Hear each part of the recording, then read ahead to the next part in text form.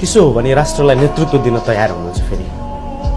जनताले माग्यो भनेदेखि यस, त्यो मेरो राष्ट्रिय धर्म नै हो, मैले निर्वाह गर्नुपर्छ भनेदेखि गर्छु। के त्यसो भए यहाँ चाहिँ देशको यति जनताको मायाका बीच, देशमै रहेको अवस्थाका बीच आफ्नो दायित्व के दिनु? त्यो नेतृत्व दिने अवस्था आएको खण्डमा चाहिँ के गर्नुहुन्छ? जुन कुराहरू देशलाई एक भएर राखेको स्तम्भहरू भनौँ, तिनीहरू अहिले खलबलिएको छ। त्यो त फेरि एकचोटि त्यो जग फेरि बलियो बनाउनु पर्ने समय आउनलाई र आउनै पर्छ।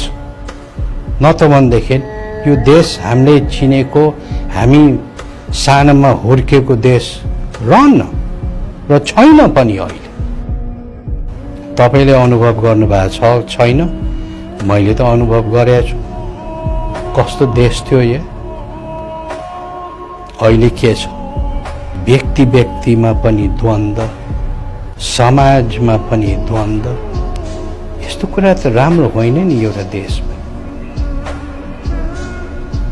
अरूले फाइदा उठाउने ठाउँ हामीहरूले नि दिइराखेका छौँ।